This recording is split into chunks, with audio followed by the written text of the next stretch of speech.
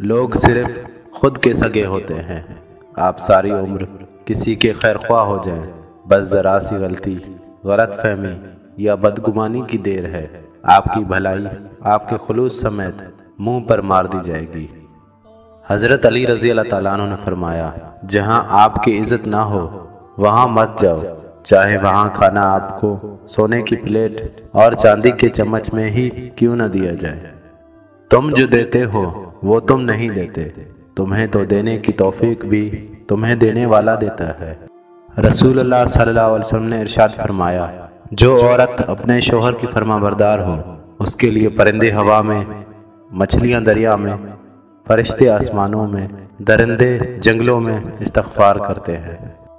رسول اللہ صلی اللہ علیہ وسلم نے فرمایا، مسلمان کے مسلمان پر 5 حق ہیں: سلام کا جواب دینا، مریض کی عیادت کرنا، جنازے کے ساتھ چلنا، دعوت قبول کرنا اور چھینک پر اس کے الحمدللہ کے جواب میں یا رحمک اللہ کہنا۔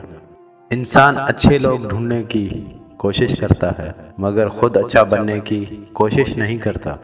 وقت گزر جانے کے بعد اگر کوئی قدر کرے تو اسے قدر نہیں، افسوس کہتے ہیں۔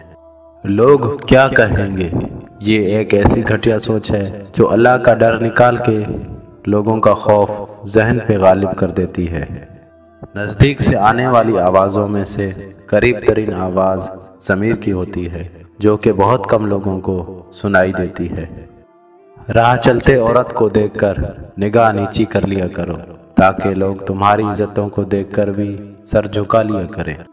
ناک جھاڑنا، نبی کریم صلی اللہ علیہ وسلم نے فرمایا، جب کوئی شخص سو کر اٹھے اور پھر وضو کرے تو 3 مرتبہ ناک جھاڑے، کیونکہ شیطان رات بھر اس کی ناک کے نتنے بانسے میں رات گزارتا ہے، جس سے آدمی پر سستی غالب آ جاتی ہے۔ بس ناک جھاڑنے سے وہ سستی دور ہو جائے گی